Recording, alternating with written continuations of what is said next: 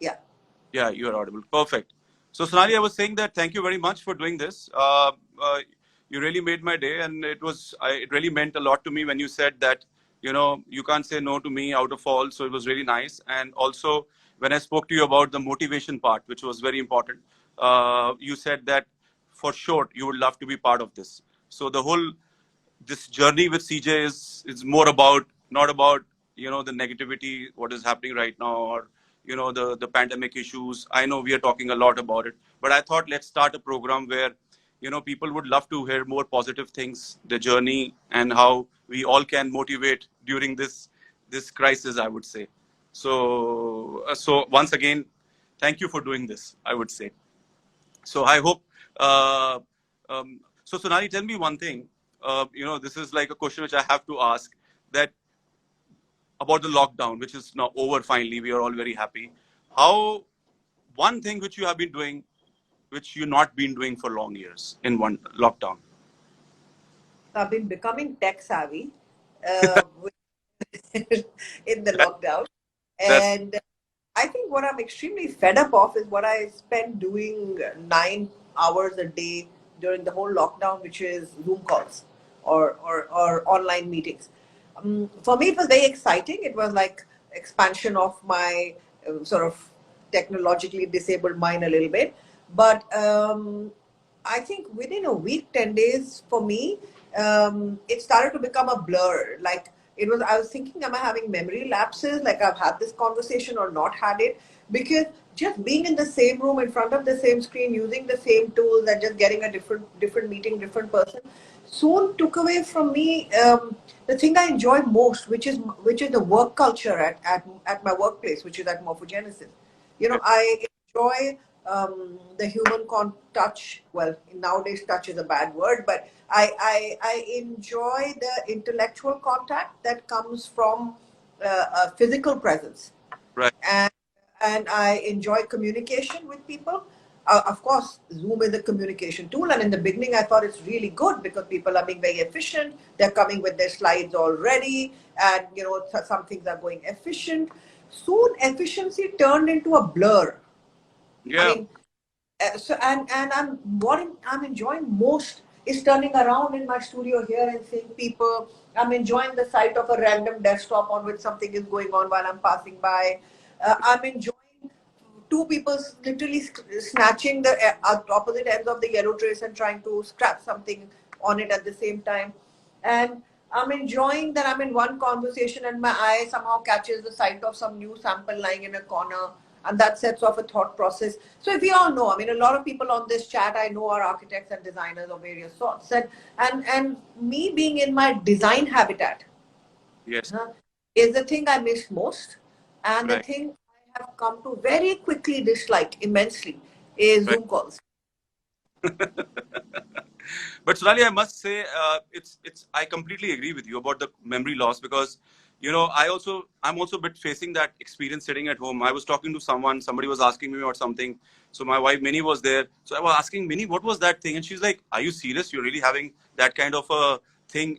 I said, "Yeah," and I'm glad you spoke about it, because there are certain, I don't know, things happening. I hope we get out of it very fast. We are allowed to open the showrooms, but I completely agree with what you're telling me. There has been some changes I happening. mean, I won't take away from the fact that there's been some efficiency. Otherwise, we used to have a lot of random consultant meetings over one fouling pipe on a drawing or something. So my teams have, and other engineering teams have learned to work much more efficiently on certain other aspects. But I think life only on Zoom calls is not something that's going to happen for me very well. Well, I'm glad coming out of your thing now, it's like at least people should know that this is not the only way. There are much other ways to go about it, I guess. And as you rightly said, the physical human communication is very important, because there's been a lot of webinars. Work culture of a collaborative team cannot, it's just, you cannot replicate it. Maybe there'll be another developing culture out of Yes, remote working, but work from home, remote working is not just about efficiency or enablement, but there is also a work culture. right, right. There is something called, like, I've always had people tell me for more than 20 years that Morphogenesis has been around, and we run a very open plan studio, as you know, that people come and stand in the reception And they Yes. often tell me that we get a sense of a can-do culture. Yes. And that's exactly how everyone at Morphogenesis is. I Yeah, have, sure, I yeah, yeah, can do it. Now, yeah. now that culture only comes as a collective energy. Right. It doesn't happen on a remote Zoom call energy. Yeah, I agree. Because Yeah. these days the biggest, the seminar question right now and for future is that whether the work from home culture will be more accepted or will it be the future or I feel that this is a very good answer which you've given me, that this is also very important, which we are missing right now. We might feel after 2-3 months when we start doing the work from home culture, but I think this will be something which we need to come back and work on it for sure. I think this is very good input which you have given us.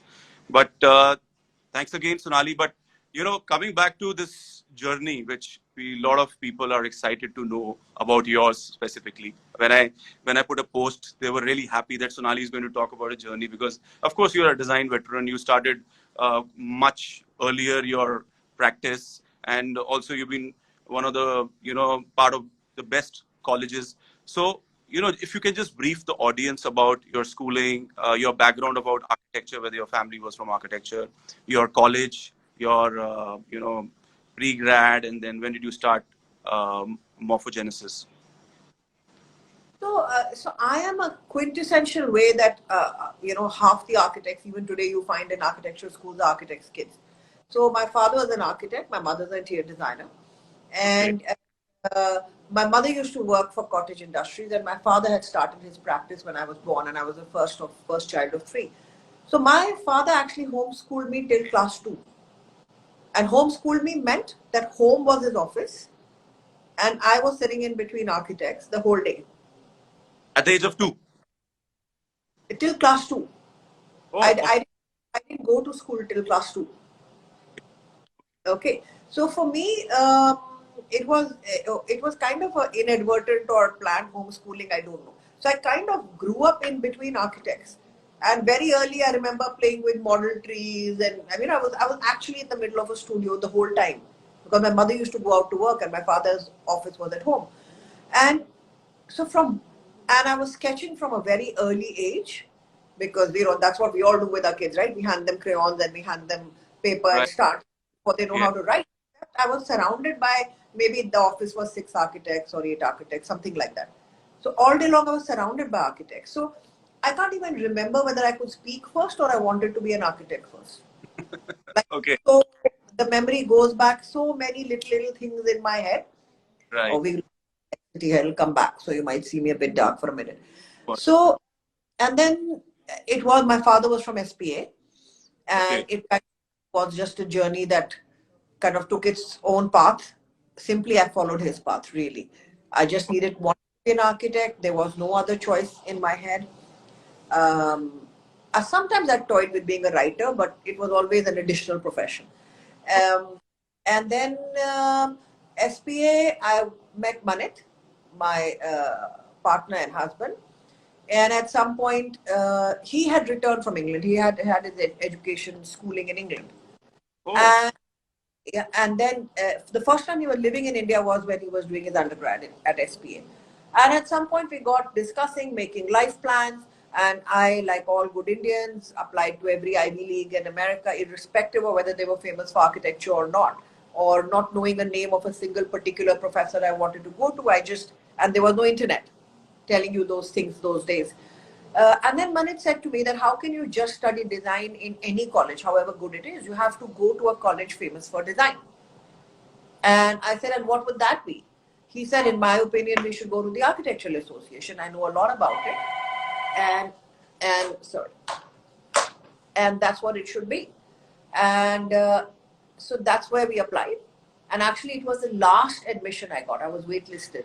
I got Columbia, I got UPenn, I got, but this was the last admission I got.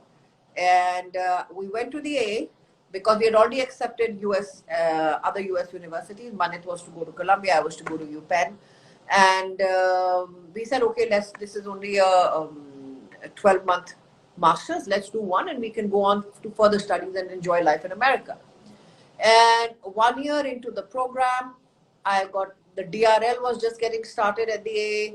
And I was like, my God, I really want to do this. I really want to do this. And by then, I had also understood the importance of the mentor or your guru in design. And I wanted to work with Jeff Kipnis and Baram Shidel. I was awed by their personalities. I was awed by all the people who would come to the A. And in those days, Rem Koolhaas, Zaha Hadid, Yeah. they were like permanent fixtures at the A. Yes. And Burkle had just joined. And now foreign office architects were young professors who were in their 20s at that time there. But then they won the Yokohama ferry terminal. So some of you might know, it is actually 3 houses in the middle of London. It's Okay. no great college building or anything. And so you can imagine the proximity with which Yeah. we were there. They weren't like just some professor you couldn't approach. They would be on the next bar stool with you, Wow. and that whole environment, my adulation of all these things that I had only seen in the cover of few glossy magazines at SPA. And I was like, I'm not leaving this. This is Wow. where I'm. And then the DRL started, which was then called the AAGDG. And it's where a lot of Indian students go even today. I was the first Indian in the program. And meanwhile, Manit was studying what is now called SED, which is Sustainable Environment Design. That time it had a different name. And that's how I think we just narrowed down onto what we like. And so where I had gone for 12 months, I landed up spending 3.5 years at the Wow. A, doing several degrees. And that's it. And then one day we just, late Sri Charles Korea came to do an exhibition. The A, as you know, has the most prominent architects gallery in it, in all of London, maybe one of the most prominent ones around the world. And in my 3.5 years, I was the only Indian architect whose work was displayed there, even though they used to display a new architect every 10 days. And at that time, what really hit me was the lack of Indian presence in the global discourse. And I'd again like to remind all the listeners, there was no internet, Yes. right? We can, various people at various stages of their profession can find visibility on the internet. Of course. Of course. Those days, except for Charles Korea, B.V. Doshi, and Rajabal, there wasn't any Indian sort of visible in a global discourse. And that really got to me. Wow. And Manit and I took a call that day that we are going back to India. Okay, why is it that a country that's been famous to produce the best pieces of architecture, when you Google India, you get all buildings, like whether it's Taj Mahal or Red Fort or some Bauli Haveli. When anybody Googles India, the pictures that come up are buildings. But Wow. that wasn't what was happening then. So we said, why now? Post-independence, why have we brought ourselves to this? And so we decided that we'll be architects, so we'll have architectural practice. That's but obvious. But it has to be a practice with a vision. It has to be about us playing our part, however small, in taking Indian design discourse global.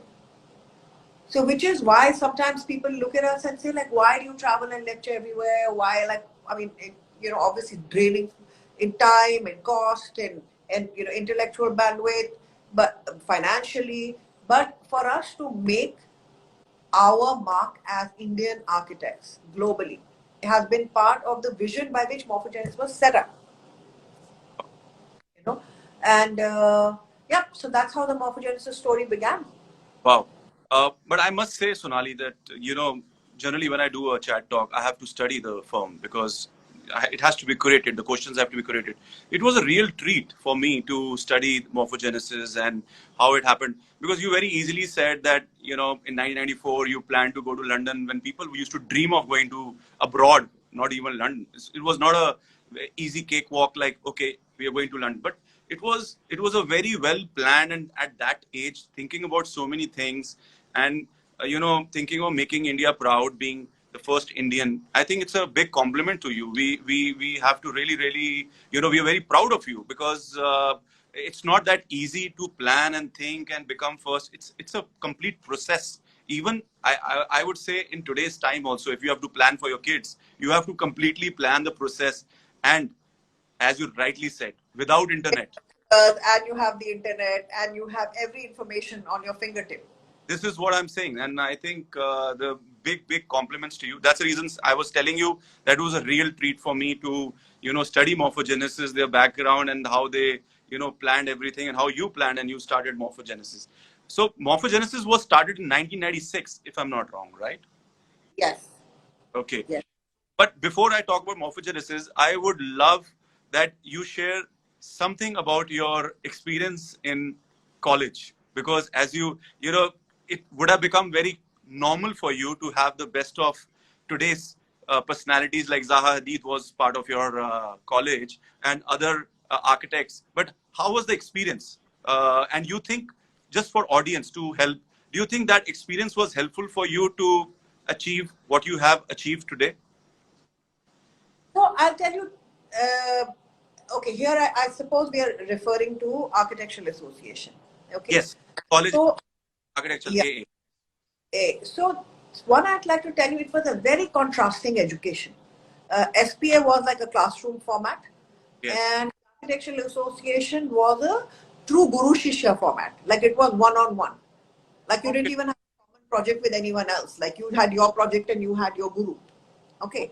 So it was a very Guru Shishya sort of methodology. So it was extremely important to make that connect where your intellectual growth could take place together with your chosen mentor. Okay. And at the A, you get to choose your mentors. They don't choose you. Okay. Uh, so for me, choosing DRL program was I used to always wonder when it came from my SPA days. I would go to the library, and those were the when I was in the SPA in the late 80s, there was all this deconstruction and various other esoteric sort of words which I would find in one odd glossy magazine in the library, and I would say, yeah, I'm in the top institute in this country. I know how to make plan sections, elevation, but what kind of drawings are these? These look like something else. They look like they don't look like drafting or AutoCAD. They just look like something else. And AutoCAD was also barely there. And so for me, I was very fascinated with what is this language that all these Western foreigners speak that I don't speak. You know, Oh, okay, yes. why their drawings look like that, which I can't. It's not a plan. It's not a section. Right. And Zara's drawings of the peak in Hong Kong. Then she had won awards. Were making covers, and it was just looking like some zigzag zooming lines. And I was wondering what the hell is that. And and then when I first went to the A, I was introduced to the topic of history and theory of architecture, which is different from the history as it is taught here. Okay, it's completely different. It's more like I landed up studying German and French philosophy, which I didn't understand why am I studying it. They were not architecture books, they were pure philosophy books. And then I couldn't understand why, but I said I have to do it. I have to speak the same language that they do. And we had one of the most esoteric thinkers of our time called Mark Cousins, who used to take these thinking classes. And I said, what is this? What is he talking? He's speaking in English. I'm not understanding two lines. And I'm really good at my language. So it was a debilitating time trying to be, I simply had one thing. I couldn't be left out of a conversation. And clearly the Western world was having a conversation that I was left out of. So my desire came out of a desire to be in their shoes. Wow. That's Okay. And yes. I'm not ashamed to say that. It wasn't some original thinking like, okay, I'm this cool person. I was like, these are these cool people. In their world, I'm clearly not so cool. Yes. So I took from that. And then so I studied history and Yes. theory. Became this big, trying to understand what philosophy has to do with architecture, what Derrida has to do, what Foucault has to do, what Heidegger has to do. And these hardcore philosophers is what I read. Then I worked with Jeff Kipnis, who was the hardest taskmaster that anyone can have in this world. And Really? he was most of the time implying that I was not good enough and I needed to leave the program. And I was like, just because I'm not as yet there with how you describe things, is not going to stay like that. And Right. I graduated really well, better than my own expectation. But for me, it was just a desire to open the door, see what is in that world. That gave me a way of thinking. All this exposure to philosophy, theorizing. He first came up with this method of drawing, which is today architects call it striation and banding. But I was like, why is he not making rooms? Why is he making stripes? You know, so so just to get into that world, to decode it, I believe gave me an ability to approach every project, which I still do today, to get it deep into it and decode it in different ways, not just in the way that I already know. Okay. Wow, that's a great input. And when people say that why do all morphogenesis, like what is the morphogenesis style, that is one of the reasons Manit and I've stayed away from a style. We decode the project each time and we look at it from first principles in everything right down to architectural language, and that's how the team also gets trained at Morpho. Right. So Because I think the ability to think in a particular way is what the A gave me. wow. Sure, what you've given us, I think to all the audience, they would understand this really helped you to be where you are today in your thinking, in your achievements. And also, it's a very interesting input you've given me about decoding, because I was also, reading your kind of projects which you were doing. You have been doing all kind of projects, whether it's residential, it's commercial, it's hotels, it's hospitals. So, needless to say, the decoding is the answer of, having that kind of thinking on all the projects at all the time. I think that's the point which you have. Yeah, for us, it's about design thinking. It's not about that I know how to make the right room size and housing. वो तो हो ही जाएगा. वो तो हो ही जाएगा ना. Yes. So Sani, great insight. I think this is very, very interesting. So going back to Morphogenesis now, you've been awarded National Best Employer Award 2018, right?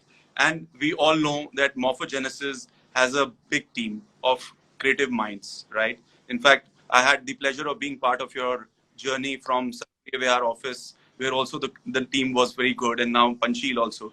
Uh, you know, this is a big concern. I listen all over the world about team management, but creating a team management with creative minds and achieving what you have, we would like to know what is your strategy, or how have you managed doing it? This is something which I feel is very interesting to know.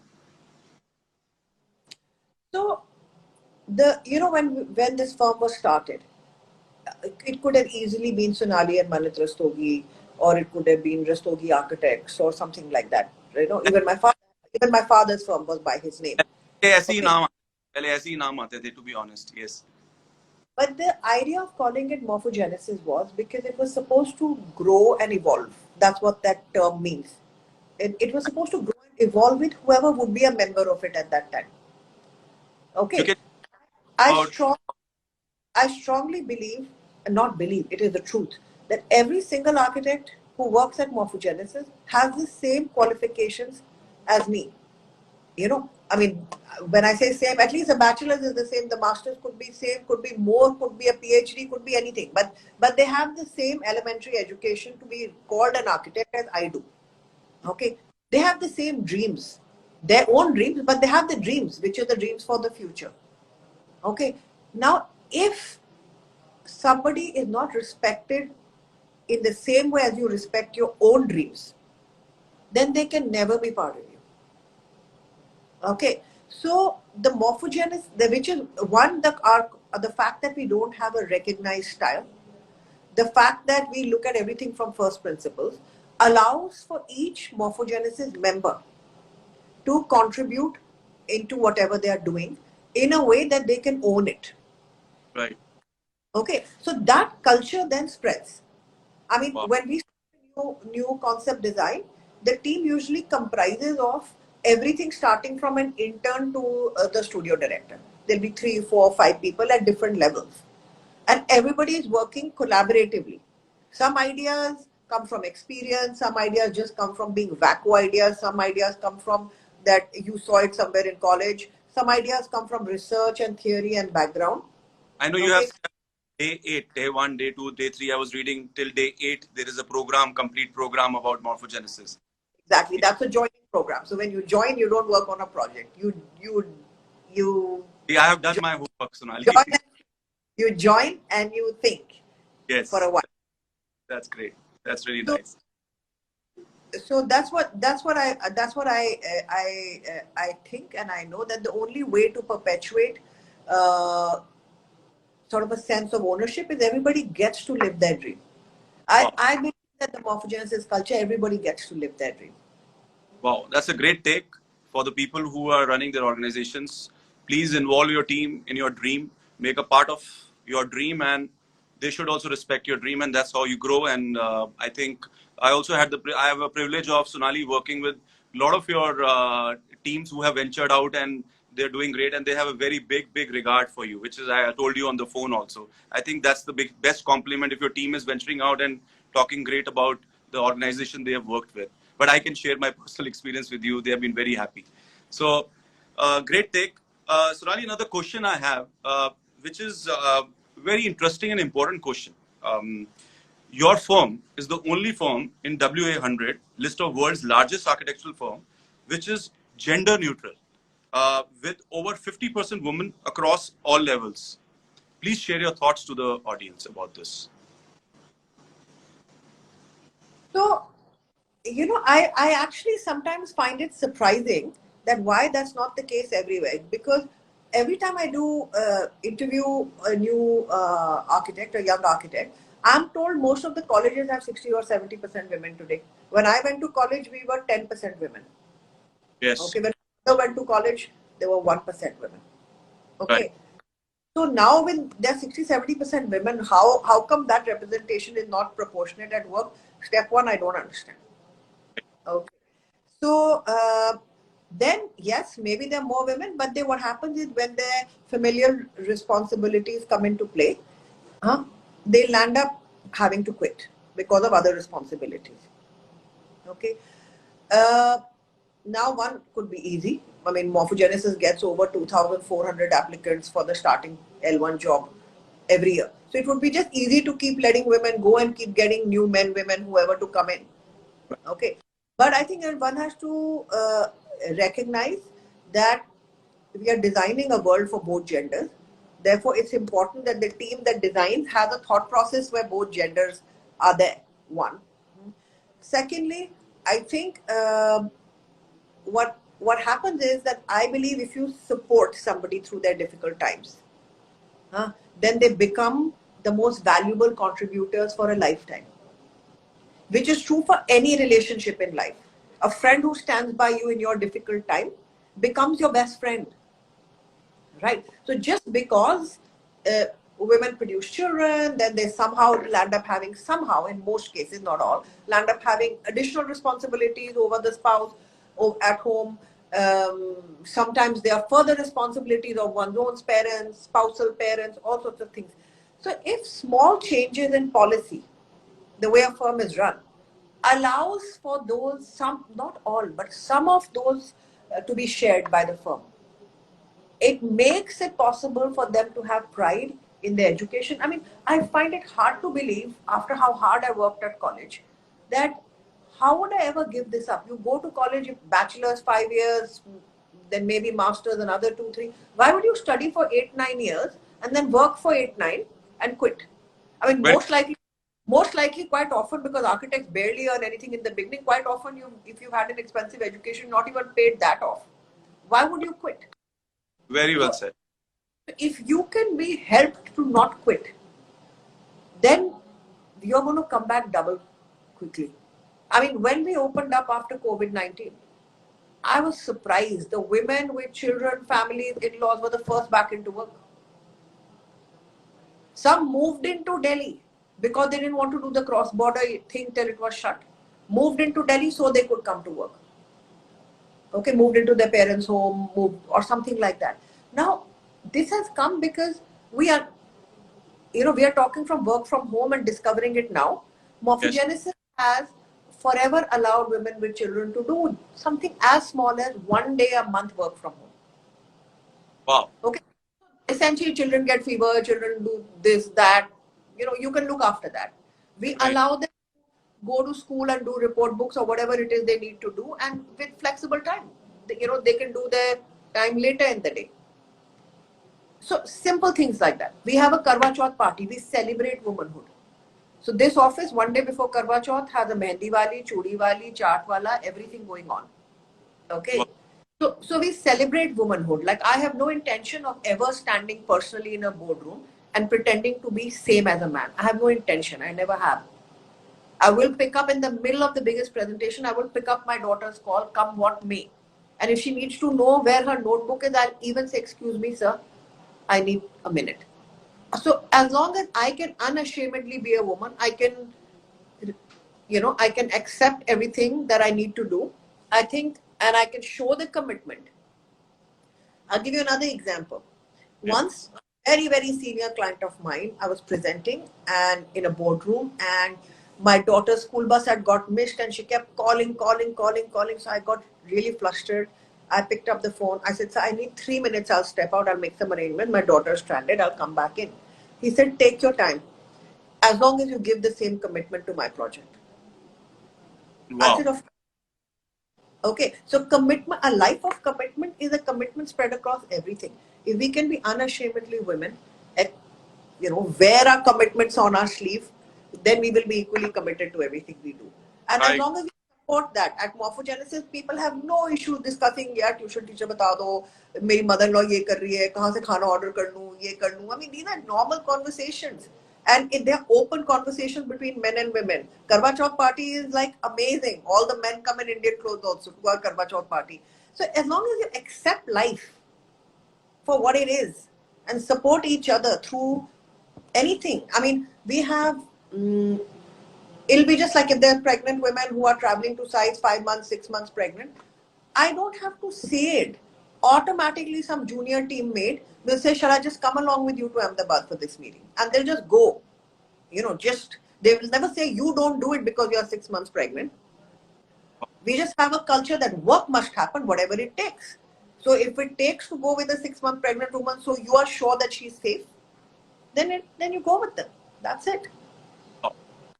So this is really, really nice. I think the audience has loved what you said. I can see the comments coming in, and it's remarkable. And I feel that you should be getting award every year for this for sure, because you have started something, and you with your talk, it shows that you really believe in it.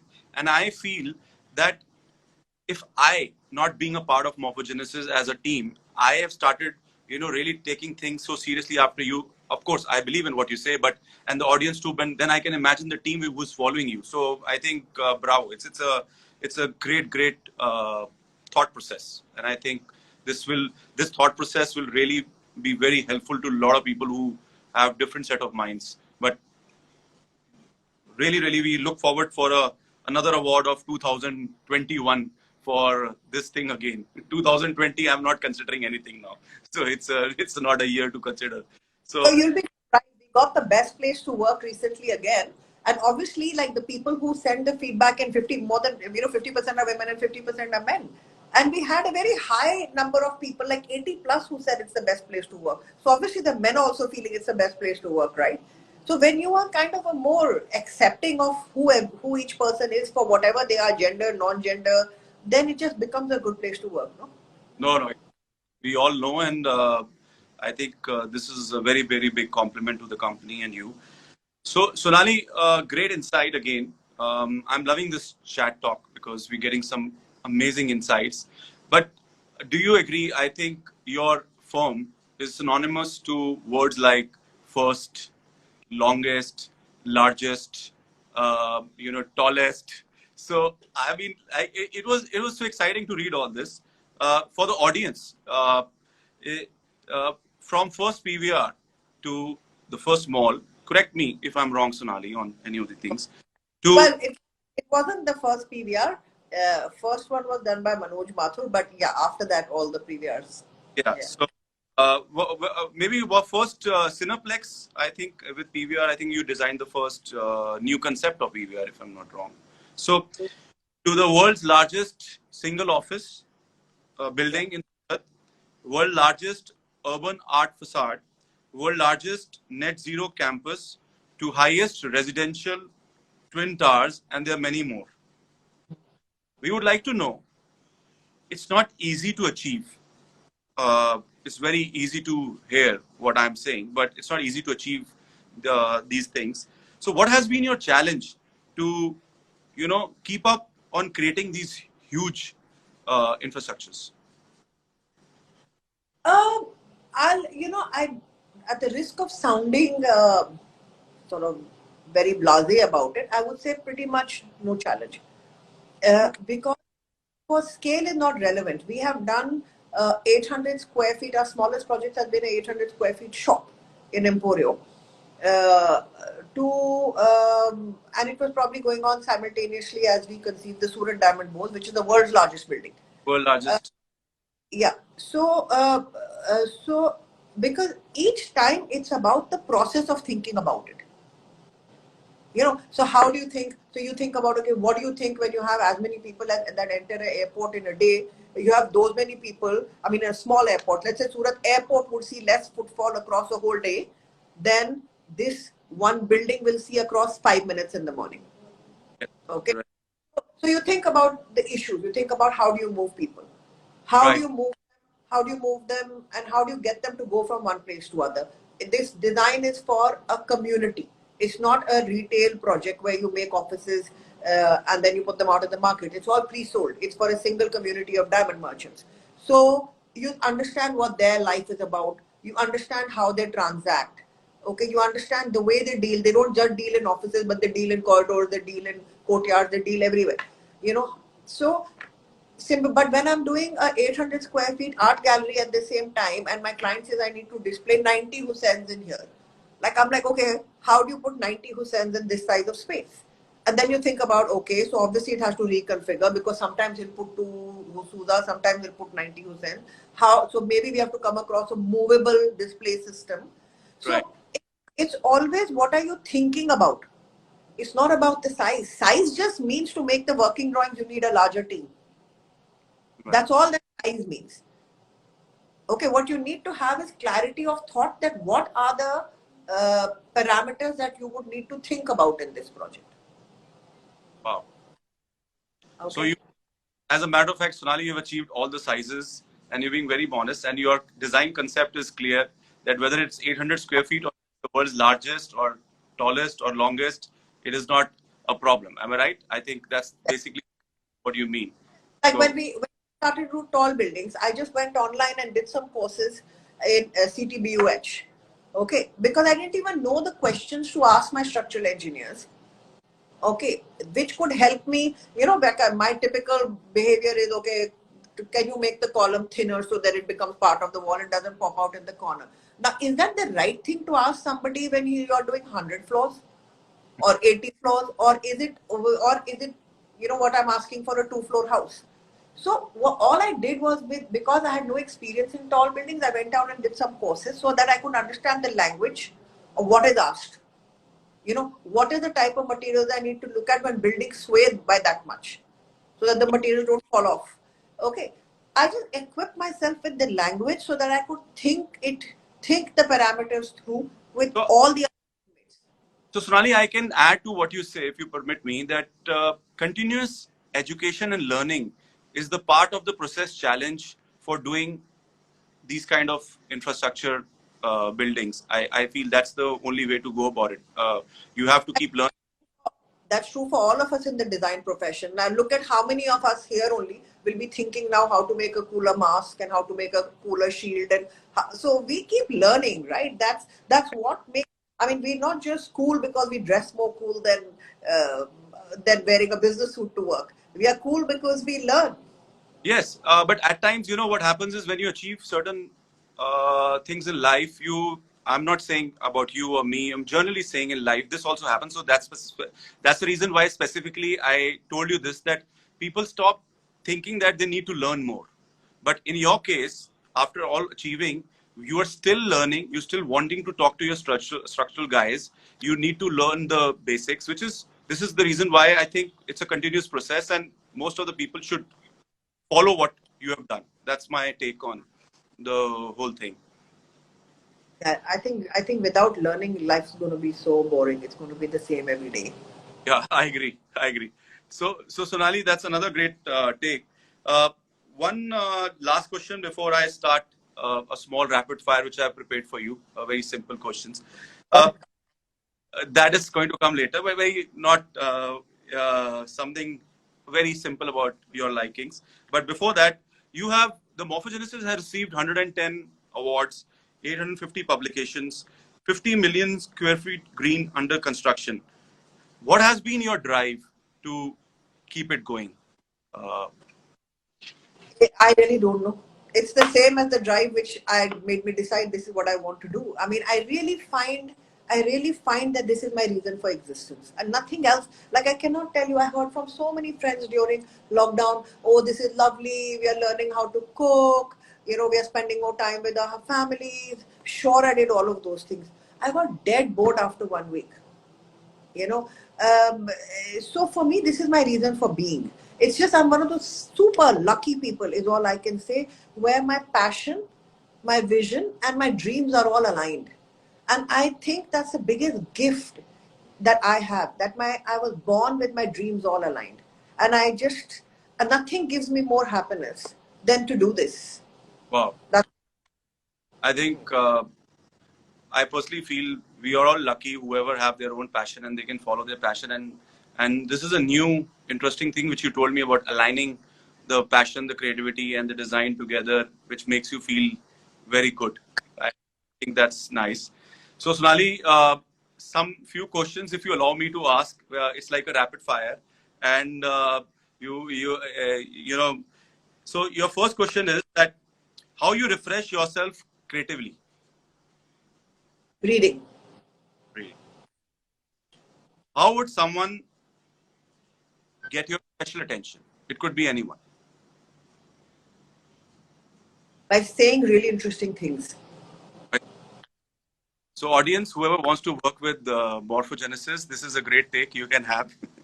If you see across Sonali, say some interesting things, and you will be in her attention program.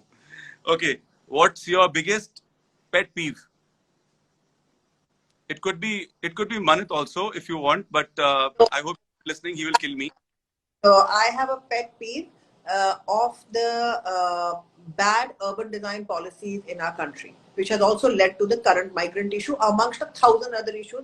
Amongst poverty is one of the reasons, is because there is no urban development roadmap for the whole country. It's my pet peeve. Wow, very nice. So this is professionally. Anything personal? I don't actually have a professional and personal, but yeah, my pet peeve is I hate filth. I just get irritated. I have this urge to clean everything all the time. Wow. Okay, great. Okay. Uh, this quote you must have heard for sure, but for the audience. If you want an easy life, don't be an architect. It's a classic quote by Zaha Hadid. Do you agree to this? No. No. My life is super easy. If you have your vision, passion, and your mission all aligned, what else is there to do in life? So my Okay, life is super easy. I was born to do this and I'm doing exactly this. There's no conflict. great. So if not an architect, then which profession you would have chosen? There are two which always fascinate me. One is a news anchor and one is an author. I do write, though limited, but in the design world. But the other thing, people who fascinate me, I do, and I don't know why, but are news anchors. Wow, that's nice. Uh, anything you are afraid of regarding the future? Well, I have a fear of flying, and nowadays we won't be allowed to fly. So yes, no, I don't know. I don't really think too much about the future. I'm kind of a live in the current kind of person. I don't think too much about the future, and I don't really think. Yeah, I don't think too much about the future. Great. Okay, last question. Audience, please start pouring in your questions because we're running short of time. And this is my last question with Sonali before we take your questions. Sonali, this is a talent hunt. Okay, so what we are doing is that we are trying to, whoever is on my, uh, you know, talk, we're going to ask them to do something besides design. So it's like your hidden talent. Like when I was talking to Kolika, so we were getting her to my store for doing bartending, which she's been always talking about doing in New York. So we want to really see how good she is in her. So Rudraksh is going to do photography. Zafar is going to do food testing. Who is a big foodie, although his wife Monica is going to cook, and Saurabh is going to design the event. So, if given a choice to you, and this is an event which is happening in my showroom or wherever, what would you do? Oh God, I don't know really. Uh, Now you got me. I really don't know. So, Kolika Uh, Ali has many talents. So, for sure, see, I'm get started getting. I, okay, so I have a love for language, so I read, write a lot, but I don't know how I could display a writing talent at your premises. So I don't know. You tell me. You tell me what needs to happen. This is an evening event where all of them are going to explore their talents, and you can pick up any talent. Maybe you can talk about. Maybe you I can can. write. Somebody gave me an idea. Yeah, I can MC the event. yeah. That's Kunal. He's I another architect. Yeah, I get a bit of that my news anchor fascination in place, yeah, and I can research about what they're all going to do, and I can MC the event. yeah. I think that's a great idea, and I think that will be good also because you also want to be a news anchor and you want to do so. It can be a part of the program. So, okay. Thank you, Sonali, for all my questions. It's been a great. So, we will just take up some questions from the audience and we're going to ask you so that they can also have. One question which I see is that do you put mood boards during interior finalization? Or, Yeah. yes, what's your main focus? No, mood board is one of the tools. Like it's like you have drawings, you have concept sketches, you have mood boards. Of course, we put mood boards. Mood board is part of your this Of thing. course. This is someone which is asking because you're a reader that please suggest some good books to read. So you should read this TED book by Mark Kushner, which gives 100 buildings that changed the world. Okay. It's all time favorite. I look at the book like every third month. I relook at the whole book again, and it's a small little book. Once Amazon starts delivery, you can get it on Amazon. It's my all time favorite. So, great. So, Sonali, I think now we are a bit running of time, but last question we'll take. Hmm. Um, Scope of sustainable architecture and doing masters in it for some people to ask. I don't even know where to begin. I mean, the only kind of architecture that should go on is sustainable architecture anyway. And I think the world is seeing now what happens when humans tend to cross the boundaries of sustainability. And we have come so close to destroying, um, everything that is, we've done everything that is against sustainability, including cutting off Brazilian forests or encroaching into all other territories of other kind of living beings, and which is why we get all these viruses that we get it today. So I think the scope of sustainability is as important to you as it is to breathe. So how do you define the scope of breathing? So it's that essential to us to live. And post pandemic, the only thing we can try to do is live in even more sustainable ways. Yes, completely. So this question I can't ask because this is from Rudraksh and he says you are his guru also in the chat. So he says, hi, Ali. The the crux for running a large architectural practice. Fairness and honesty. Fairness and honesty. Wow. Okay. Honest to your work, honest to your colleagues, honest to your clients, honest to yourself. And fairness is going back to that everybody has the right to dream, and every dream is equally important. Wow. So I think we are done. And I personally feel there are a lot of questions, but it will be too much to handle. And so, Sonali, thank you very much. Last words for the younger audience, which you feel are very important. Probably they have started their own, or they are started their practice, or they are confused. Um, I've been asked this question recently, and my answer is that in every for every this is my motto in life actually. that for every dark cloud there's a silver lining. So this is the time the world is setting a reset button.